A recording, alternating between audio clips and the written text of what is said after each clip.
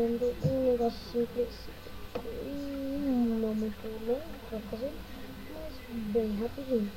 Só deixa eu tirar esses bichos.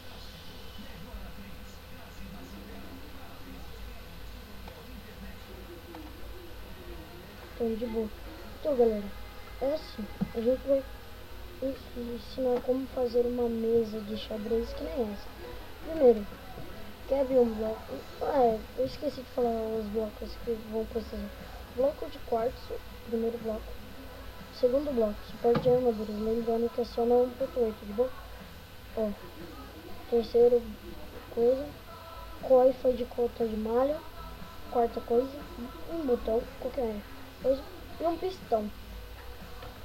Primeiro, vocês vão pegar o suporte de armadura, vou quebrar um bloco, vou colocar retinho aqui.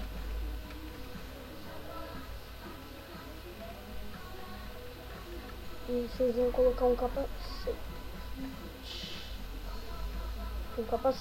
Bom, vocês vão colocar 3 blocos e no terceiro vocês vão descer assim.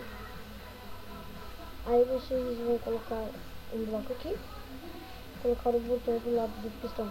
Pronto. A mesa de xadrez está pronta.